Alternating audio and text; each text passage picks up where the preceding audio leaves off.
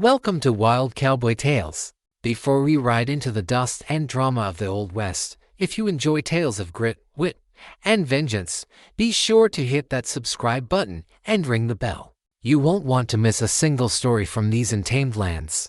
Now, settle in by the campfire, and let us tell you a story whispered across the plains, a legend of a woman they called Helpless, and a posse that learned the true meaning of fear. This is the tale of they mocked her as a helpless widow until she outsmarted the entire posse.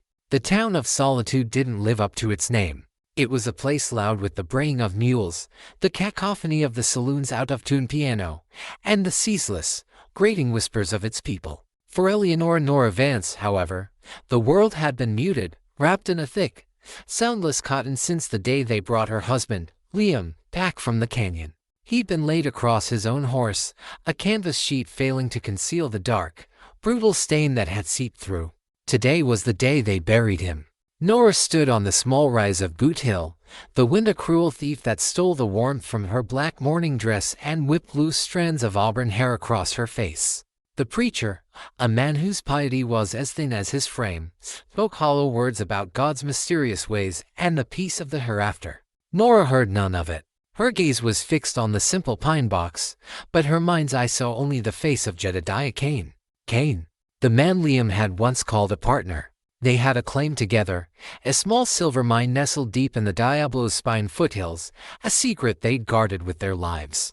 It was meant to be their ticket away from the grit and grime of solitude, a future built on trust and sweat. But trust, Nora had learned, was just a pretty word for a knife somebody hadn't plunged into your back yet. Kane, his greed a festering sickness, had decided he preferred the whole claim to a half. He and his newly formed posse, a motley collection of cutthroats and rustlers named Silas, Gator Cobb, and the simple-minded brute, Hector, had ambushed Liam. It wasn't a gunfight. It was an execution. Down in the town below, leaning against the veranda of the saloon, three of them watched the burial. Nora could feel their eyes on her, even from this distance. Silas, weary and snake-mean, nudged Gator, a corpulent man whose laughter was a wet, rumbling thing. They weren't trying to be discreet. Their mockery was as loud and public as the boastful stories Kane had been telling in the saloon for a week straight, tales of outsmarting a fool, of taking what was rightfully his. They painted Liam as a weak, clumsy partner who'd met a predictable end. The town, for its part, believed it. Or, more accurately, it was easier to believe the man with 6 loyal guns at his back than the silent, grieving widow. The sheriff, a portly man named Gable whose main concerns were his lunch and an undisturbed nap, had ruled Liam's death a mining accident. He'd looked at Nora with pitying eyes, his voice laced with a condescending tone. "Ma'am, the West is a hard place for a man, let alone a woman on her own. Kane has witnesses who say Liam was careless with the dynamite. My advice is to sell your husband's smithy, take what you can get, and head back east where things are safer for your kind." Safer for your kind. The words echoed in her memory, a bitter counterpoint to the preacher's drone. They all saw her as a fragile thing, a weeping widow, helpless and lost, soon to be destitute. Kane's men saw her as a final, amusing footnote in their story of conquest. A joke. As the first shovelful of dirt struck the coffin, the sound finally broke through the silence in Nora's head. It was a hollow, definitive thud that vibrated up from the soles of her worn boots and settled deep in her bones. This was real. Liam was gone. The future they had dreamed of was now just smoke, vanished on the relentless prairie wind. Her hands, hidden in the folds of her dress, clenched into fists so tight her nails bit into her palms. She welcomed the sharp, grounding pain. She did not cry. Her well of tears had run dry in the first dark, lonely hours after they'd brought him home. What remained was something harder, something cold and crystalline. It was the birth of a resolve so absolute it felt like a physical presence inside her chest, a core of ice in a sea of fire. The small crowd of townsfolk began to disperse, offering her mumbled, awkward condolences she barely registered. They were afraid. Their sympathy was shallow, a flimsy shield against the fear that Kane and his men might turn their attention on them next. Nora understood. Fear made people small. It made them avert their eyes and accept the most convenient lies. Finally, only she remained. The wind howled a lonely dirge across the crude wooden markers of the cemetery. She knelt, her fingers tracing the freshly carved letters on Liam's marker. Liam Vance. A good man. Simple, true, and wholly inadequate. He had been more than a good man. He had been her anchor, her partner in all things. He had taught her to read the stars and to track a deer. He'd marveled at her mind, at the way she could solve a complex gearing problem for the smithy or devise a new irrigation system for their small garden with what he called her quiet cleverness. He never saw her as fragile. He saw her as his equal, a mind as sharp as the steel he forged. "They think I'm just a woman, Liam," she whispered to the mound of earth, her voice wry and used. "They think because you're gone, the strength of this family is gone too. They think I will weep, and then I will wither, and then I will be gone." She pressed her palm flat against the soil, as if she could feel the last of his warmth. "They are wrong. I will not wither. I will not run. I will stand on your grave and I will make a vow to you, my love. Jedediah Cain, Silas, Gator, Hector, every last man who laughed as you died. They will pay, not with a bullet in a dusty street. That is too quick, too merciful. They will know fear before they die. They will know helplessness. They will know the cold dread of being hunted by something they cannot see and do not understand. They will be undone by the helpless widow they mock. This, I swear." Her eyes, dry and burning, lifted and settled on the town below. The sun was beginning to dip towards the horizon, painting the dusty street in hues of orange and blood. The lights of the saloon flickered to life. From this vantage point, she could see it all. The layout of the streets, the alleys, the livery, the smithy that was once hers and Liam's. She watched as Cain's men stumbled out of the saloon, loud and drunk on cheap whiskey and unearned power. They swaggered, not walked, their spurs kicking up dust, their laughter echoing up the hill. They looked so sure of themselves, so invincible in their little kingdom of fear. They saw the world as a simple place of strength and weakness, of predators and prey. And in their simple, brutish calculus, she was firmly in the latter category. A flicker of movement in an alley caught her eye. It was Silas, slipping away from the others to meet a woman from the laundry service. Nora watched, her mind clicking, filing the detail away. An affair, a secret, a weakness. She stayed on that hill long after the sun had bled away completely, letting the cold of the night seep into her. The town of Solitude settled into an uneasy sleep, but for Nora Vance, the night was for waking. The period of mourning was over. The period of planning had just begun. When she finally walked back down the hill, her silhouette was ramrod straight against the moonlit sky. There was no hesitation in her step. Her face, pale and emotionless, was a mask of placid grief. But behind her eyes, a fire was being stoked. It was a cold, intelligent fire, one that burned not with chaotic rage, but with the patient, calculating intensity of a forge. Cain and his men had started a war with Liam Vance, but they would finish it with his wife. And she would not fight it on their terms. She would fight it on hers. In the alleys, in the shadows, in their minds. They thought they had created a widow. They had, in fact, created a ghost. And the hunt was about to begin. The day after the funeral, Nora Vance walked into the office of Solitude's sole land agent, a man named Bartholomew Finch. He was a creature of paper and dust, his office smelling of decaying leather bindings and stale pipe tobacco. He peered at her over his spectacles, his expression a practiced blend of sympathy and predatory opportunism. "Mrs. Vance," he began, steepling his fingers. "A tragic business. Simply tragic. I trust you are managing." "I am here to sell the smithy," Nora said, her voice flat and devoid of emotion. She had practiced this tone in the mirror for an hour, draining it of all life until it was the voice of a woman utterly defeated. "And the house. I'll be taking the stage back east as soon as a buyer is found." Finch barely concealed his surprise, which quickly morphed into a slick smile. This was easier than he'd anticipated. "A wise decision, my dear lady. A very wise.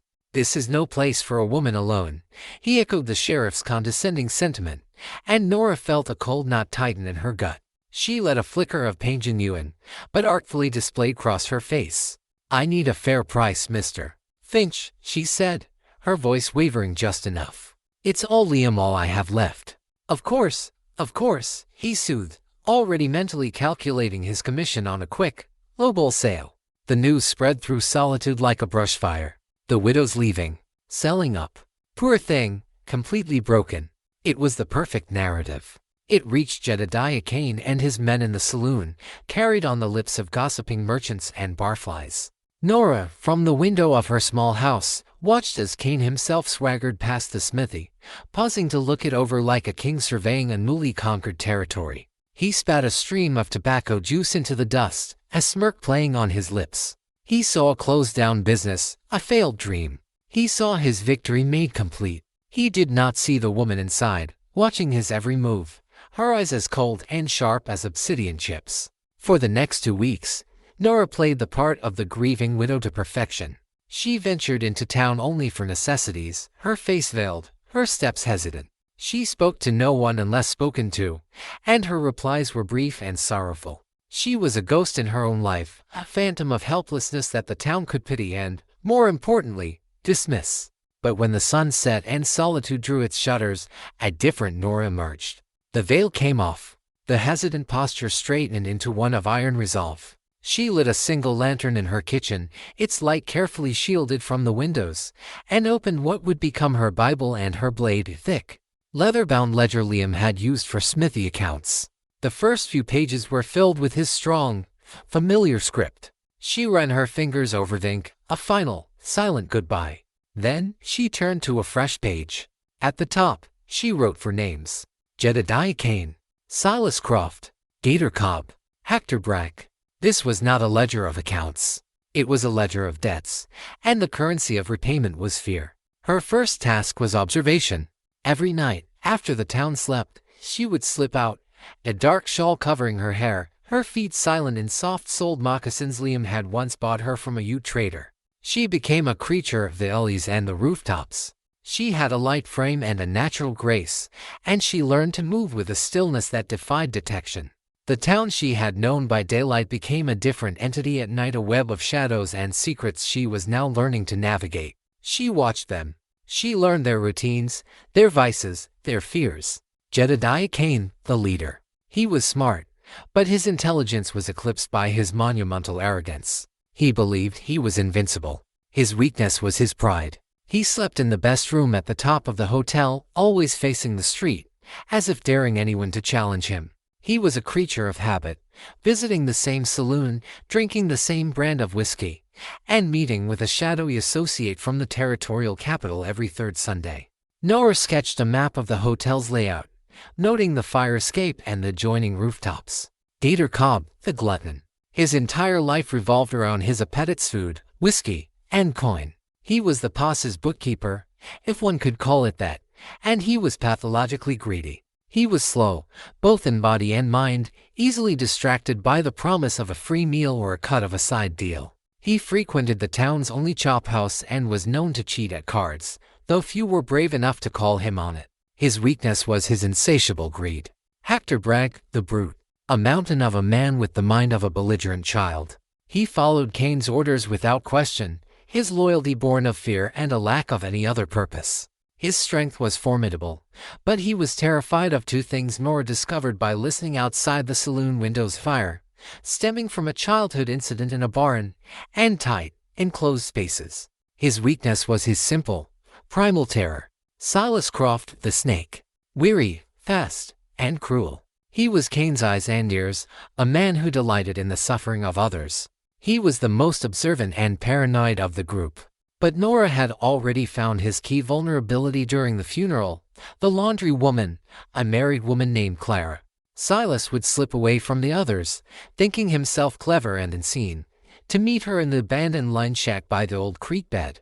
He was arrogant in his deceit, believing no one would ever notice. His weakness was his lust, and the secrecy it demanded. For weeks, the ledger filled with notes, maps, and schedules. She documented every argument, every drunken confession she overheard, every secret transaction. She knew who owed whom money, who distrusted whom, and the subtle fractures in their bond of villainy. They were not a loyal band of brothers, they were a pack of wolves held together by a single, powerful alpha.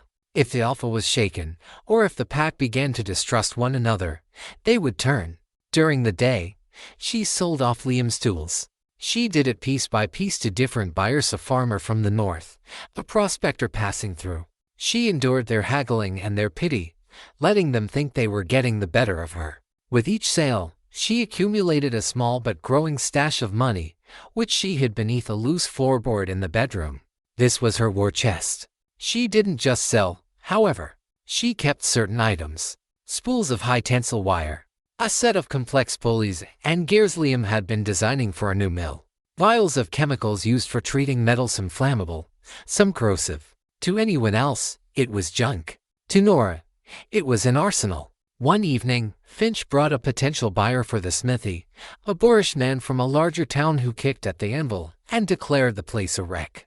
Nora played her part, sighing and agreeing with his assessment, allowing him to drive the price down to an insulting low. "It's settled then," the man said, spitting on his palm to shake. Nora flinched, pulling her hand back.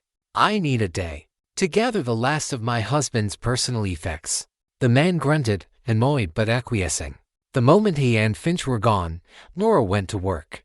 Using the pulley system she had secreted away, she spent hours rigging a section of the heavy hayloft, which ran above the main workspace, to a tripwire she carefully concealed near the main door. It was a deadfall trap, simple in principle but demanding immense precision. Liam had taught her the mechanics of leverage and counterweights, and her hands, though slender, were strong and sure. When she was done, the trap was invisible. The smithy looked exactly as it had before, a dusty, abandoned space. She swept away her tracks, leaving nothing behind. That night, she wrote in her ledger, next to the diagram of the trap, Phase 1. "The stage is set." She then turned to the page for Silas Croft. She underlined his name twice. He would be the first. His disappearance needed to be quiet, mysterious, and above all, unsettling for the others. It would be the first stone she would use to start an avalanche. Closing the book, she felt a profound and chilling calm. The grief was still there, a constant, dull ache beneath her ribs. But it no longer controlled her. It was fuel now, powering a cold, intricate engine of retribution. They saw Widow packing her bags to flee. They had no idea she was actually building a battlefield. And she knew the terrain better than anyone. The transformation of Nora Vance from a blacksmith's wife to a hunter began in the pre-dawn chill, and a hidden arroyo miles from solitude. It was a place Liam had shown her once, a scar in the earth shielded by mesquite and rock, where the wind whispered secrets and the rest of the world felt a lifetime away. This became her sanctuary and her training ground. Her chosen weapon was not a pistol. A pistol was for a close, messy fight in a dusty street, a contest of speed and nerve she had no intention of entering. A pistol was a brawler's tool. Nora was not a brawler. She was a strategist. She chose Liam's old hunting rifle, a heavy, long-barreled Winchester. It was a weapon of patience, precision, and distance. A weapon for a ghost. Liam had taught her the basics years ago, showing her how to lead a running deer, how to account for wind, how to breath hind out, hold before squeezing the trigger. At the time, it had been a pastime, a way to share in his world. Now, it was a deadly catechism she repeated day after day. Her first shots were clumsy. The rifle's kick was a brutal punch against her shoulder, leaving a mosaic of ugly purple and blue bruises. Her hands trembled, not from fear, but from the alien weight of the weapon and the enormity of what she was training to do. Each bullet fired was a confirmation of her path, a step away from the woman she had been. But she was methodical. She applied the same meticulous logic she'd once used for garden layouts and smithy gears. She started close, shooting at tin cans lined up on a rock, focusing not on hitting them, but on the process, the stance, the grip, the breath, the gentle, surprising squeeze of the trigger. When she could consistently knock them down, she moved the cans further back. 10 paces, 20, 50, 100. The desert became her partner. She learned to read the mirage shimmering off the baked earth, to judge the wind by the dance of dust devils in the distance. The bruises on her shoulder faded, replaced by toughened skin and muscle memory. The trembling in her hands ceased, replaced by a surgeon's steadiness. Soon, the rhythmic cycle of levering a new round, aiming, and firing became as natural as breathing. She was no longer fighting the rifle. They were working in concert. Her training went beyond marksmanship. She was forging a new body, one built for stealth and endurance. She ran the arroyo's length until her lungs burned, climbed the rocky escarpments until her fingers were raw.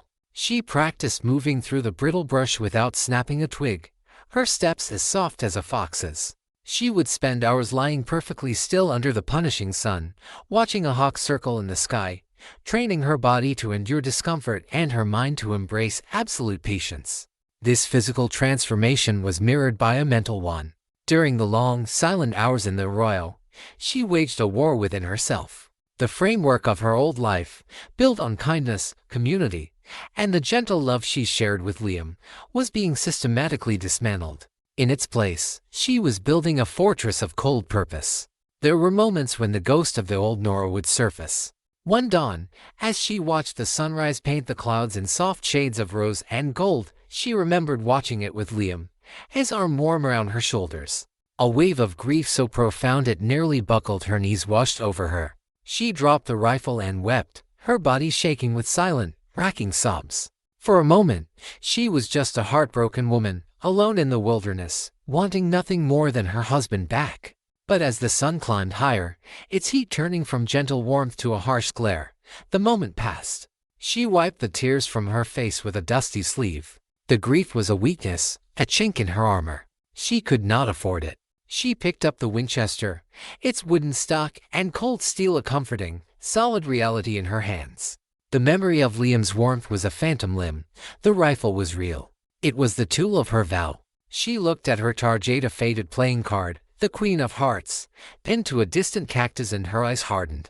She raised the rifle, breathed out, and squeezed the trigger. The card disintegrated. Her plan for Silas was crystallizing. It would not happen in town. It would happen in his secret world, the one he thought he controlled. She began making discreet trips to the line shack by the creek. It was a dilapidated structure, barely more than 4 walls and a leaky roof, but it was isolated. Perfect. She never entered. Instead, she studied it from a distance, memorizing the worn path leading to it, the way the door swung, the loose floorboard. She'd noticed Clara, the laundry woman, trip on one afternoon. She spent one entire night hidden in the thick reeds by the creek, watching Silas arrive for his tryst. She noted how he approached, cautiously at first, then with an arrogant confidence once he was sure he was alone. He never looked up. He never checked the trees or the high ground. He was a creature of the earth, blind to threats from above. Back in her workshop, smithy she had technically sold but whose key she had secretly copied, began to build her first trap. It was not the deadfall she'd rigged earlier. That was for a bigger fish. For Silas, she needed something more personal, something that would turn his own secret against him. She took a small, powerful spring-loaded mechanism from a broken cotton gin. Using her blacksmithing skills, she forged a set of sharp, cruel-looking metal jaws, fashioning them into a large, powerful animal trap, but modified for a different kind of prey. She attached it to a length of the high-tensile wire. It was a vicious, brutal device, and as she hammered the hot steel into shape, the rhythmic clang of metal on metal was a deeply unsettling echo of the life she had lost. The fire of the forge felt different now. It wasn't for creation, it was for destruction. She tested it on a sack of grain, adjusting the trigger mechanism until it was sensitive enough to be set off by the slightest pressure, yet strong enough to hold. It was a perfect, terrible machine. The final piece of the plan involved Clara. Nora felt a pang of regret for using the woman, but it was a fleeting emotion, ruthlessly suppressed. Clara was a pawn in a game she didn't know she was playing. Nora had watched her long enough to know her schedule. On Wednesdays, Clara left a small package of folded laundry for Silas under a loose stone in the creek bed. It was their signal. On a Tuesday night, under a sliver of moon, Nora made her move. She donned a pair of Liam's old work gloves to leave no prints. She crept to the creek bed and found the loose stone. She didn't disturb it. Instead, a few feet away, she carefully buried her modified trap in the soft earth of the path leading directly to the line shack, covering it with leaves and dirt until it was completely invisible.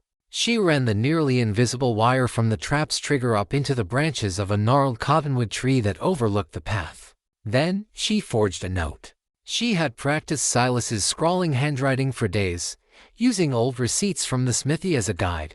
The note was simple. Trouble. Kane suspects. Need to talk. Tonight. Bring the money you owe me. She folded it and tucked it inside a clean piece of linen, mimicking the laundry packages Clara left, and placed it under the signal stone. The message was designed to do three things: get Silas to the shack on a night he wasn't expected, make him angry and agitated, and plant a seed of discord by mentioning Cain and money. An agitated man is a careless man. As she slipped back into the sleeping town, the sun was just beginning to touch the eastern horizon. She felt no fear, no excitement, only a profound and unnerving stillness, the calm at the center of a storm she had created. The pieces were all in place. The ghost was ready to hunt. She had become the strategist, the shadow, the patient predator. And the snake was walking toward a trap he couldn't possibly see. The day was thick with a dry, suffocating heat that promised a thunderstorm. The air was heavy, charged with an unspoken tension that mirrored the knot in Nora's stomach. She spent the morning in plain sight, haggling with a merchant over the price of a travel trunk, her performance of a flustered, departing widow now second nature. Every townsperson who saw her saw a woman defeated. They had no idea she was cold like a rattlesnake, waiting for the sun to go down. As dusk settled, bleeding purple and orange across the plains, Nora slipped out of her house for the last time. She carried nothing but the Winchester rifle and a small water skin.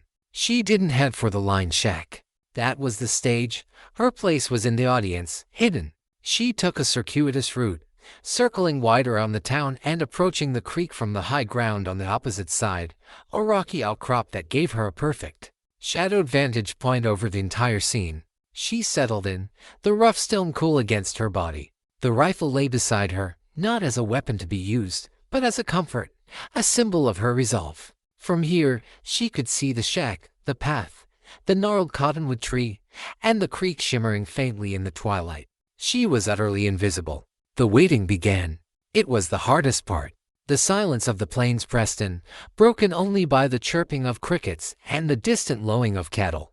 Every rustle of leaves, every snap of a twig sent a jolt through her. Her mind, a traitor, conjured images of failure, the trap malfunctioning, Silas choosing a different path, someone else stumbling upon it. She forced the thoughts down, focusing on her breathing, just as she did before a shot. In, out, hold. The world narrowed to this single stretch of dirt. An hour after full dark, she saw him. Silas Croft moved like a weasel through the brush, a dark shape detaching itself from the deeper shadows. He was agitated, just as she'd planned. He moved quickly, his steps hurried and angry. He reached the creek bed and went straight for the signal stone. Nora watched, her heart a slow, heavy drum against her ribs, as he found the package. He tore it open, read the forged note under the faint moonlight, and swore, the sound carrying clearly in the still night air. He crumpled the note and stalked towards the line shack, his boots crunching on the path. He was angry about the money, paranoid about Cain. His mind was anywhere but on the ground beneath his feet. He was so consumed by the imagined betrayal in the note that he was blind to the real one waiting for him. He passed the cottonwood tree. His left foot came down directly on the patch of disturbed earth. The sound was not loud. It was a sickening, metallic thwack, followed instantly by a scream, a raw, high-pitched sound of pure agony and surprise that was cut short as Silas crashed to the ground. Nora didn't move. She just watched. Silas writhed on the path, clutching his leg. The trap had done its work. The steel jaws had sprung shut with brutal efficiency, biting deep into his calf, pinning him to the earth. He tried to pull at it, his hands scrabbling uselessly against the powerful spring mechanism. He cursed, he screamed, he bled. The sound of his pained cries echoed in the night, but out here, there was no one to hear them. He was utterly alone with his agony. After several long minutes, when his screams had subsided into ragged, desperate gasps, Nora acted. She didn't stand or reveal herself. Instead, she pulled on the nearly invisible wire she had strung from the trap up to her perch. The wire was attached to a series of small, empty tin cans she had tied in the high branches of the cottonwood tree, directly above Silas. A faint, ghostly rattling began from the darkness above him. Silas froze. "Who's there?" he hissed, his voice tight with pain and a new, sharp spike of fear. "Clara, is that you?" The rattling continued, an eerie, unnatural sound. It seemed to come from everywhere and nowhere. "Cain? Did you set me up, you bastard?" he yelled into the darkness. Nora pulled the wire again, harder this time. The cans clattered against each other, a sound like dry bones shaking in the wind. Silas's head whipped around, his eyes wide and searching the impenetrable blackness of the woods. The physical pain was now being compounded by a growing psychological terror. He was trapped, wounded, and being toyed with by something he couldn't see. This was the core of her plan. Not just to injure, but to dismantle. To strip away their arrogance and leave them with nothing but raw primal fear. "Show yourself," he shrieked, his voice cracking. Now, Nora spoke. She had spent hours practicing, pitching her voice low, letting it be carried by the wind, making it sound hollow and otherworldly. "There's no money, Silas," she said, the words drifting down from the darkness. "There's only a debt." He gasped, scrambling backward, dragging his trapped leg and sending fresh waves of pain through his body. Who are you?" "You killed a good man," the disembodied voice continued, calm and cold. "You and Cain. You ambushed him. You murdered him for a hole in the ground." Recognition, and a dawning horror, spread across Silas's face, visible even in the dim light. "No, it can't be. You stood at the edge of town and you laughed during his funeral," Nora's voice accused, each word a drop of ice. "You mocked his wife. You called her a helpless widow." Silas's breath came in ragged sobs. The phantom voice knew everything. The supernatural terror was suddenly replaced by a very real, very human dread. This wasn't a ghost. It was something far worse. "Dance's wife," he whispered, the name a curse on his lips. "She sends her regards," Nora said. And then, silence. She let him sit with it. She let the reality of his situation sink in. He wasn't the victim of a rival or a double cross by Cain. He was the first casualty in a war he didn't even know had been declared, a war waged by the very person they had all dismissed as insignificant. His arrogance had been his death sentence. Nora watched for a few moments more as he slumped in defeat, the fight gone out of him, replaced by a trembling, abject fear. Her work here was done. Silas would not be found for days. By the time he was, infection and exposure would have claimed him. His disappearance would be a mystery. His body, when discovered, would tell a confusing story of an animal trap and a slow, agonizing end. There would be nothing to link it to her. But Cain would know. When he heard Silas's last known action was to follow a note mentioning his name and money, suspicion would fester. Silently, Nora retreated from her perch, melting back into the landscape. Walking back towards town under the now star-filled sky, she did not feel triumph. She felt a profound, chilling emptiness.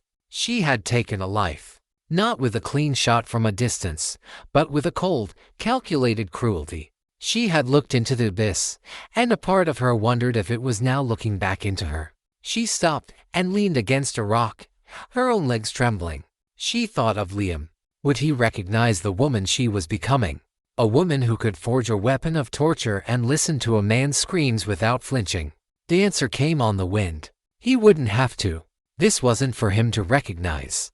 This was for him to be avenged. She pushed herself upright and continued her walk. When she reached her small, empty house, she went directly to the ledger. She opened it to the page with the 4 names. With a steady hand, she drew a single, dark line through the name Silas Croft. 3 remained. The first stone had been thrown. The avalanche had begun. Her eyes fell to the next name on the list, Gator Cobb. His weakness was greed. The next trap, she thought, would have to be baited with gold. The discovery of Silas Croft's body sent a tremor through solitude, but it was a quiet one. Sheriff Gable, after a cursory examination, declared it a tragic accident. "Looks like he stepped in a coyote trap," he announced to the grim-faced men in the saloon. "Must have laid there for days. A bad way to go." He spoke with an air of finality, eager to close the book on something so unpleasant. But in the corner booth, Jedediah Cain wasn't buying it. He swirled the amber whiskey in his glass, his eyes narrow and cold. An accident. Silas was as wily as a coyote himself. He knew the back country, and the note his men had found still clutched in Silas's stiff hand spoke of betrayal, of Cain, of money. It was a loose thread, and Cain hated loose threads. "An animal trap," Gator Cobb said, his voice a nervous wheeze. He wiped a sheen of sweat from his brow with a greasy napkin. "What kind of animal trap does that to a man's leg?" "The kind you don't see coming," Cain growled, his gaze sweeping over the remaining members of his posse. Hector looked pale and confused, his big hands trembling slightly as he held his beer mug. Gator looked scared. Fear was a contagion, and Kane needed to stamp it out. He got careless. That's all. Drunk, probably, sneaking off to see that laundry woman. He paid the price for thinking with what's in his trousers. Kane's explanation was a plaster over a gaping wound. He projected confidence, but suspicion had taken root. He started watching Gator more closely, wondering what money Silas had been talking about. He became shorter-tempered with Hector, his frustration manifesting as verbal abuse toward the slow-witted brute. The pack, once held together by his authority, was beginning to feel the strain. Nora observed it all from a distance. She saw the suspicious glances, heard the raised voices carried on the night air from the saloon.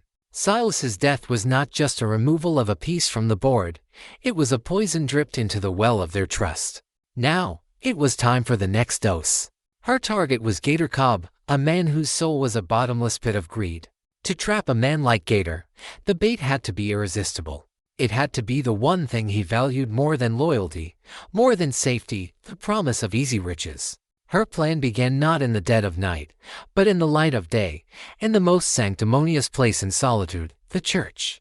After the Sunday service, she approached the preacher's wife, a woman whose piety was matched only by her love of gossip. Nora, looking frail and lost, dabbed at her eyes with a handkerchief. "Oh, Mrs. Gable," Nora began, her voice a fragile whisper. "I don't know who to turn to. I was packing my dear Liam's things and I found one of his journals." She paused, choking back a manufactured sob. He wrote about a rainy day stash. A small cache of the purest silver ore from the mine, hidden away before the accident. He wrote that it was our future. The preacher's wife's eyes widened. "My dear child. A blessing. But I am too afraid to go up there," Nora continued, twisting the handkerchief in her hands. "That place, it took him from me. And I wouldn't know what to look for anyway. I suppose it will just be lost to the dust, like everything else." She let the woman offer empty consolations, then excused herself, leaving the seed planted in the most fertile ground in town. By midday, the story was a whisper in the general store. By sundown, it was a drunken rumor in the saloon. A secret stash of high-grade silver, just sitting up there in the Diablo's Spine foothills. Nora watched as Gator Cobb heard the tale from a prospector. She saw the flicker of avarice in his eyes, the way he tried to appear nonchalant while leaning in to catch every word. The bait was taken. Now she had to prepare the trap. The location was obvious, the mine. Their mine. The place where her life had been shattered. There was a terrible, fitting symmetry in using it as a tomb. She knew its layout intimately.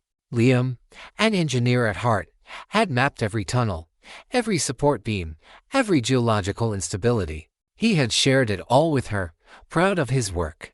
Now, his meticulous drawings would serve a darker purpose. For 2 nights, she labored. She smuggled tools from the now-sold smithy into the hills, a heavy sledgehammer, a winch, and several of Liam's specialized chisels. She chose a secondary tunnel, a narrow offshoot that Liam had marked on his maps as geologically unstable. It was held up by a single, thick timber support beam. Her work was grueling. Using the sledgehammer and chisels, she systematically weakened the base of the rock wall behind the support beam, chipping away at the load-bearing strata. It was exhausting, punishing work that left her hands blistered and her body aching.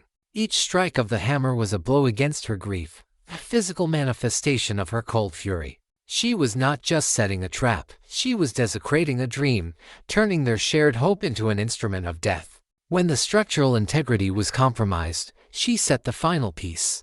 It wasn't dynamite, that would be too loud, too obvious. She used a simple mechanical trigger. She rigged a wire to the main support beam, connecting it to a series of smaller, precariously balanced rocks on a ledge above. The slightest disturbance to the beam would dislodge the rocks, which would fall and trigger a cascade, bringing tons of stone and earth down upon the tunnel. The final touch was the lure. She had a few silver heirlooms, a locket from her mother, Liam's christening cup. With a heart that felt like a cold stone in her chest, she melted them down in a small, hidden forge she built in the arroyo. She mixed the molten silver with crushed quartz, creating a handful of heavy, glittering rocks that looked exactly like impossibly rich silver ore.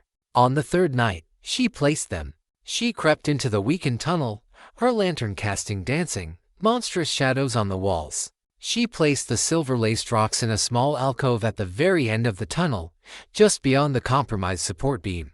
They gleamed in the lamplight, a siren song for a greedy man. Then she backed out, her every step precise, her heart hammering against her ribs. The trap was set. She didn't have to wait long. The next evening, Gator Cobb, telling Kane he was going to check on a poker debt in a neighboring town, rode out of Solitude alone. He didn't head for the neighboring town. He headed for the hills.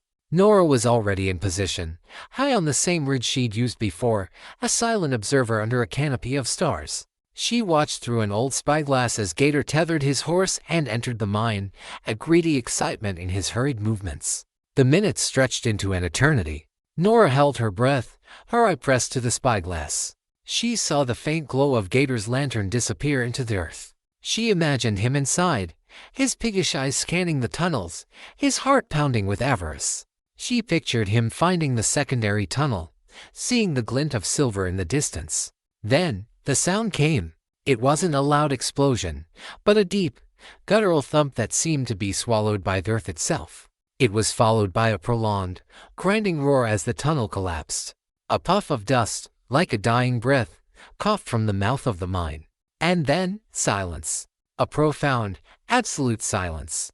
The mine was still. Gator Cobb was gone, entombed, a victim of his own insatiable greed, buried alive by the very treasure he sought. Nora lowered the spyglass. There was no satisfaction, only a vast, hollow ache. She had turned their special place, the symbol of their future, into a grave. She had melted down precious memories to bait a trap. This act of vengeance had cost her a piece of her own soul, a sacrifice she laid on Liam's unseen altar. She stayed on the ridge until the moon was high, a silent vigil over the newly made tomb.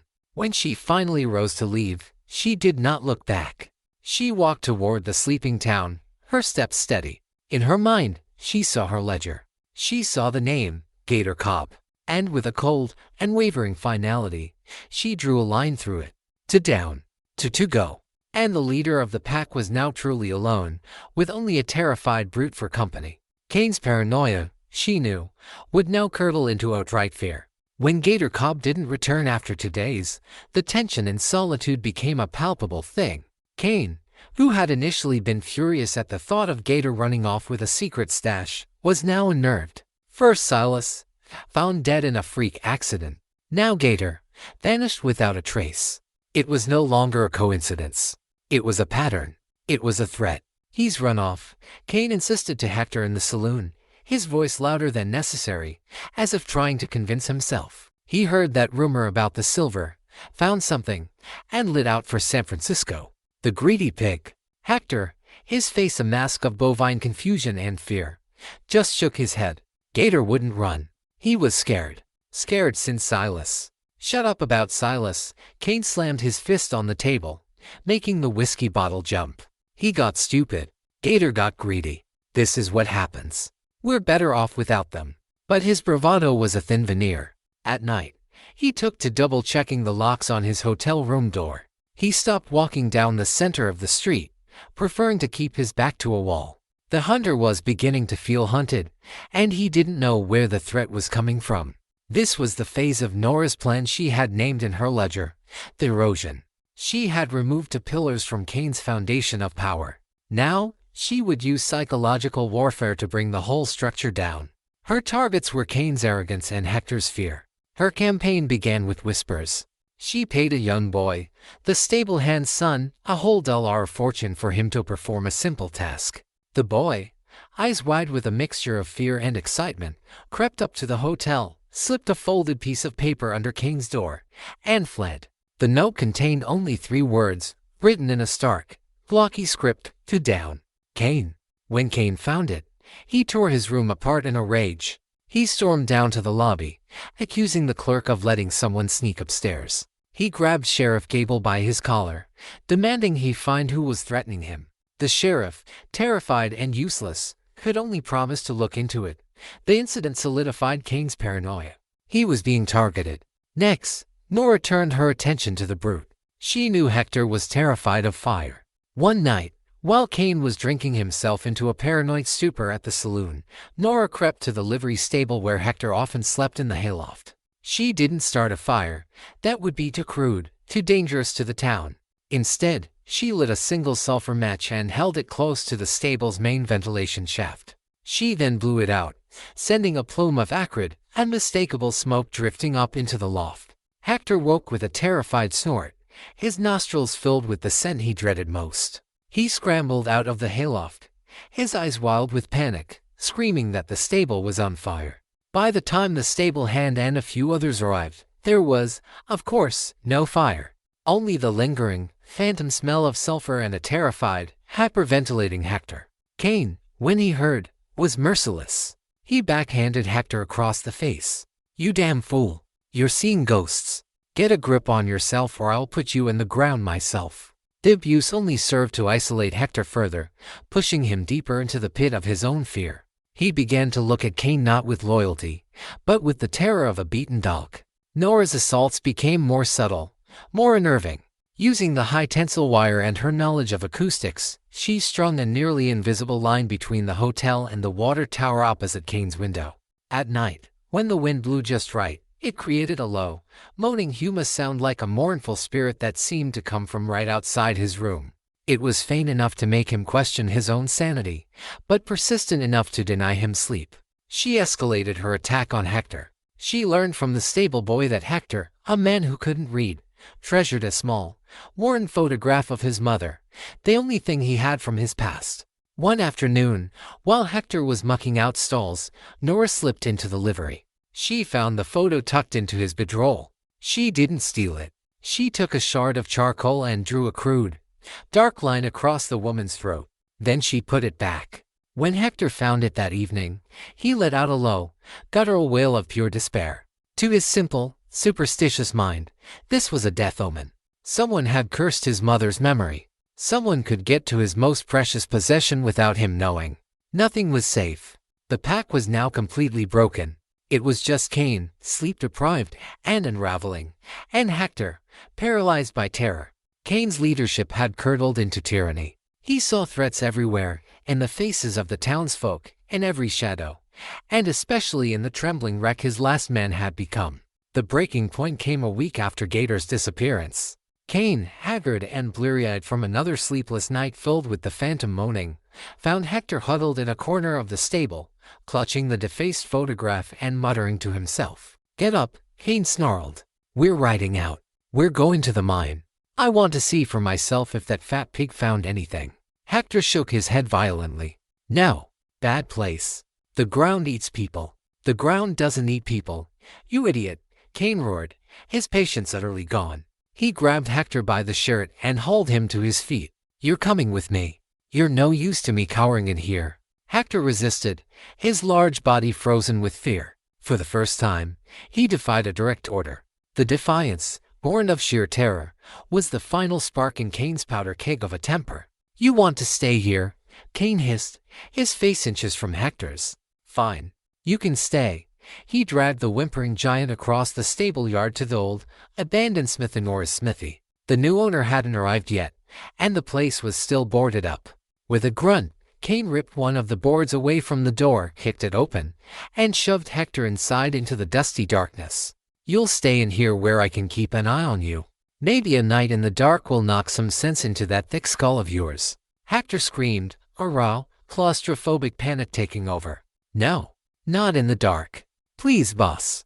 Kane ignored him. He slammed the heavy wooden door shut. The thick iron lock, the one Nora had so carefully oiled, clicked shut with a deafening finality. He slid a heavy wooden beam across the door for good measure. He stood outside, breathing heavily, listening to Hector's panicked cries and the thud of his fists against the inside of the door. He felt a moment of satisfaction. He had finally regained control. But as he turned and walked away, a glint of metal on the ground caught his eye. It was a tripwire, thin and taut, running from the base of the doorframe he had just slammed, leading up into the shadowy rafters of the smithy. It had been snapped taut when he'd closed and barred the door. A cold dread, colder than any he had felt before, washed over him. He looked from the wire up into the darkness of the hayloft. He didn't know what the wire was for, but he knew, with a sudden, gut-wrenching certainty, that he had just done exactly what someone had wanted him to do. He had not locked his men in for safety. He had just personally sprung the next trap. Inside, Hector's screams of fear for the dark would soon turn into screams of a far more terrible kind. Inside the smithy, Hector Bregg's world had shrunk to a suffocating box of darkness and the smell of old coal dust. His primal fears, claustrophobia and the terror of the dark, consumed him. He beat his massive fists against the heavy oak door, his pleas for Cain to let him out echoing unanswered in the cavernous space. He was a trapped animal, his mind a whirlwind of panic. He didn't see the taut tripwire by the door. He didn't comprehend the faint creak of stressed timbers from the hayloft far above him. Outside, Jedediah Cain stood frozen, his eyes locked on the tripwire. Understanding crashed down on him not as a thought, but as a cold, physical certainty. The accidents, the disappearances, the whispers, it was all connected. It was a plan. This was a trap, and he had just armed it himself, locking his last man inside. His first instinct was pure self-preservation. Run, right out of this cursed town and never look back. But his arrogance, the very quality that had defined his life, warred with his fear. Who was doing this? Who had the audacity to hunt him? He had to know. He started to back away from the smithy, his hand hovering over the butt of his pistol, his eyes scanning the rooftops and alleyways around him. The hunter had become the hunted, and the entire town now felt like an executioner's yard. It was at that moment Nora chose to reveal the trap's nature. She was positioned in the abandoned assayer's office across the street, peering through a grimy window, the Winchester rifle resting on the sill. She was not aiming at Cain. Her target was a small, precisely placed vial of flammable liquid she had balanced on a rafter inside the smithy, directly above a pile of oil-soaked rags. She squeezed the trigger. The rifle's report was deafening in the tense silence. The bullet didn't hit Cain. It shattered the window of the smithy, pierced the vial, and sent a spray of accelerant down onto the rags.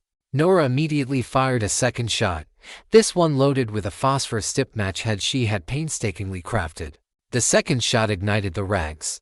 The effect was instantaneous. A whoosh of orange flame erupted inside the smithy, illuminating the interior in a terrifying, dancing light. Hector's screams of panic turned to screams of pure, unadulterated terror. Fire, his ultimate nightmare, brought to life around him in his prison of darkness. He threw himself against the door with the force of a battering ram, but the heavy beam Cain had placed held firm. The flames licked up the dry wooden walls, greedily consuming the old structure. But this was only the first part of the trap. The fire began to heat the complex web of gears and wires Nora had rigged. The true mechanism was about to engage. The fire's heat caused a carefully selected metal rod to expand. This expansion pulled a wire, which in turn released the safety catch on the winch system connected to the section of hayloft she had prepared weeks ago. The deadfall. With a groan of tortured wood and a shower of sparks, the entire hayloft weighed down with old anvils, heavy iron molds, and scrap metal tore loose from its moorings and crashed down into the center of the smithy. It didn't just fall, it obliterated everything beneath it. Hector Bregg, who had been in the center of the room, was silenced in an instant, crushed and consumed by fire. His end was swift, brutal, and absolute. Cain, who had thrown himself to the ground at the first gunshot, watched in horror as the smithy became a roaring funeral pyre. The heat was intense, the roar of the flames a sound from hell. He saw it all, the shot, the fire, the collapse. It was a perfectly executed, demonic piece of engineering. This wasn't the work of some rival gunslinger. This was the work of a cold, calculating mind. And then, he saw her. For a fleeting second, silhouetted against the window of the assayer's office by the light of the inferno, was the shape of a woman holding a rifle. The widow Vance. The realization struck him with the force of a physical blow, knocking the air from his lungs. The weeping, helpless woman. The fragile creature he and his men had mocked and dismissed. It was her. It had been her all along. The quiet, clever ghost who had dismantled his posse one by one, using their own weaknesses against them, was a woman he never even considered a threat. His arrogance had been a blindfold, and now, seeing the truth, he was utterly terrified. He scrambled to his feet, firing his pistol wildly at the window she'd been in, the shots going wide, consumed by the greater noise of the fire. But she was already gone, having slipped out the back of the office and into the warren of alleys she now knew so well. Panic seized him. He was alone. His men were dead, picked off by a ghost he couldn't fight.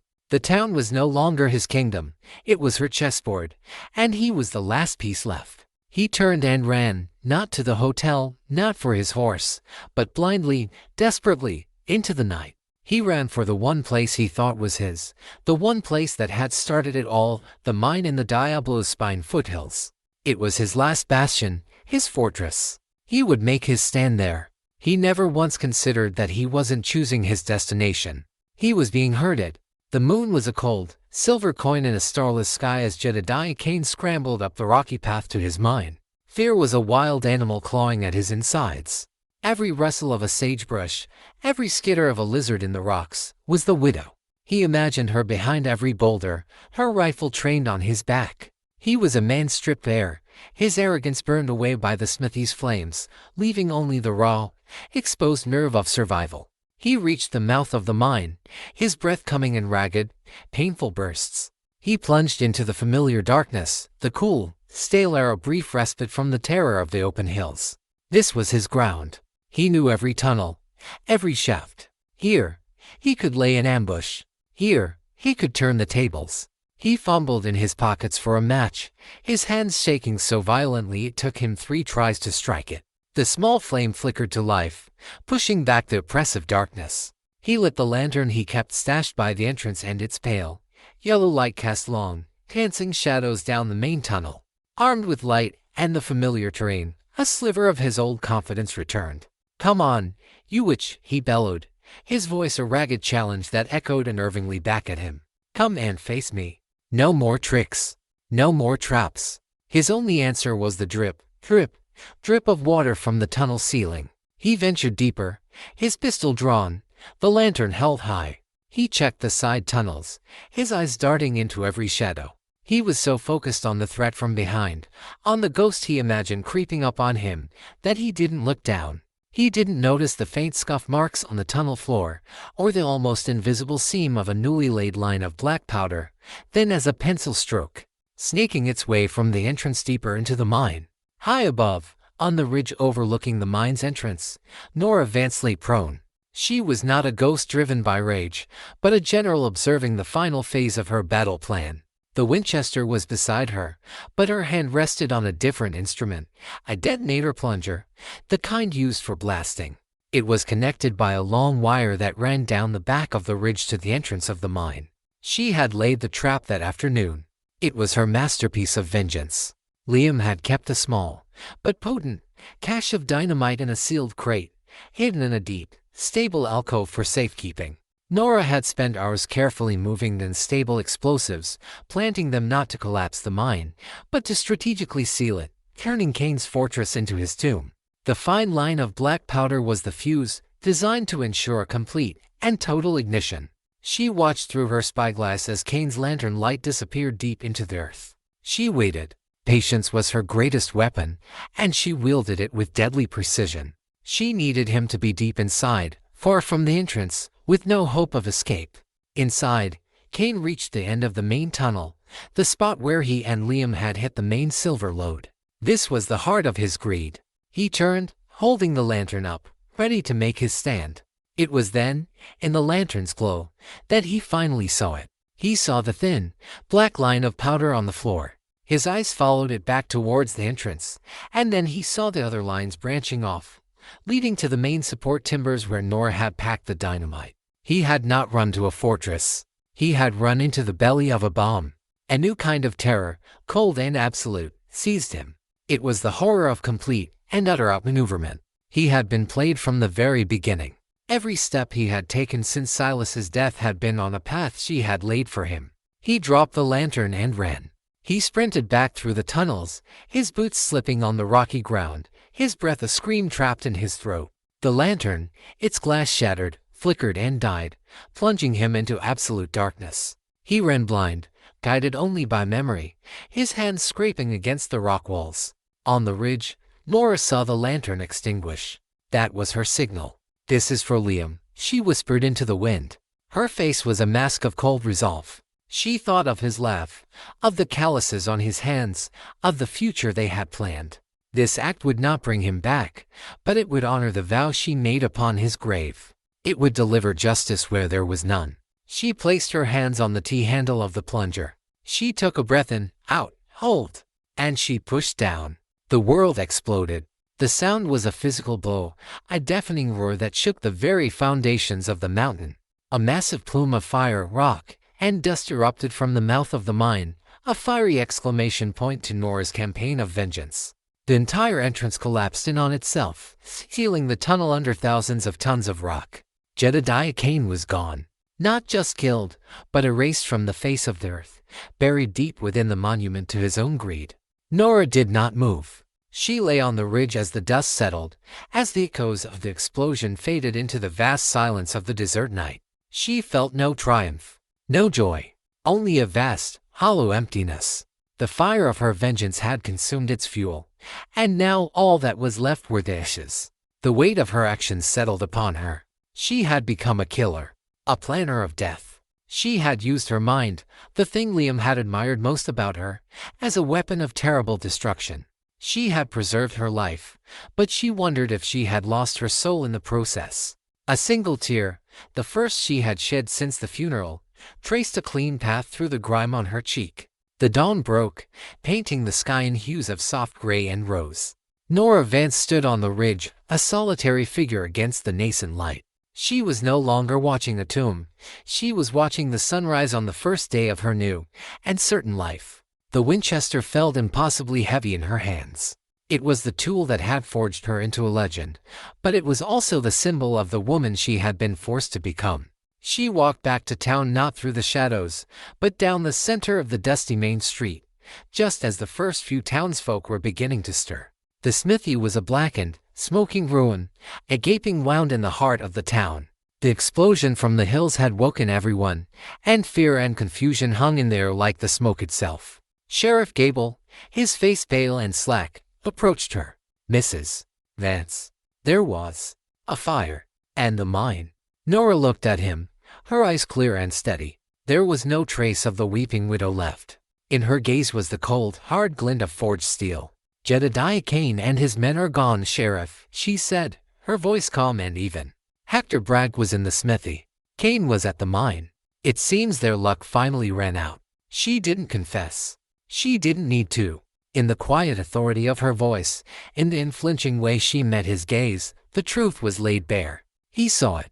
He understood. He looked from her to the smoldering ruins, to the plume of dust still visible over the hills, and he made a decision, first decisive one of his career. "Yes," he said, nodding slowly. "A terrible series of accidents. This town has seen enough trouble." He turned and walked away, choosing the safety of a simple story over a terrifying and complicated truth. Nora walked to her house, the one she had sold. She packed a single saddlebag with the money she had saved, a change of clothes, and Liam's ledger. She left everything else behind. As she saddled the horse she'd bought from the livery, the townspeople watched her. They kept their distance. They didn't whisper. They stared. They were no longer looking at a helpless widow. They were looking at a force of nature. They were looking at the woman who had single-handedly dismantled a posse of killers. In their eyes was not pity, but a new and profound respect, mingled with a healthy dose of fear. She rode out of solitude without a backward glance. The town and its ghosts were behind her. The road ahead was unknown. The woman she had been was gone, burned away in the forge of her grief and vengeance. The woman she was now, a figure of quiet strength and chilling intellect, would have to find her own way in a world that was not made for her. She had completed her plan, but in the process, she had become a legend, a story to be told around campfires. She was no longer just Nora Vance. She was the widow who outsmarted the posse. Years passed. The town of Solitude slowly healed. The smithy was rebuilt. New faces arrived, and the story of Kane's posse and their sudden, violent end became a local legend, a cautionary tale whispered to newcomers. The details grew fuzzy with time, polished by countless retellings. They spoke of a grieving widow, but in the stories, she was no longer a woman of flesh and blood. She was a phantom of vengeance, a spirit of the unforgiving West. Travelers and prospectors carried the tale across the territory. They told of a ghost who haunted the Diablo's spine, a woman who had used her wits to destroy a gang of ruthless outlaws. Some said she had vanished into the desert, becoming one with the dust and the wind. Others claimed she rode the territories, still a quiet, solitary figure who appeared when desperate people needed a protector, not of brawn, but of brains. No one knew for sure what became of Nora Vance. She never settled, never put down roots. But sometimes, in a dusty, far-flung town, a group of bullies preying on the weak would suddenly find themselves undone by a series of uncanny accidents. A corrupt sheriff would find his secrets exposed by an anonymous, well-written letter. A greedy land baron would find his fences mysteriously cut, and his empire crumbling from within due to cleverly sown discord. And those who were saved, those who looked for their mysterious benefactor, would find nothing. Only a single, almost invisible footprint from a soft-soled moccasin, or the faint, lingering scent of sulfur on the wind. They would never know her name, but they knew her work. They knew the legend of the widow who fought not with a pistol, but with a plan. The woman they mocked, who outsmarted them all.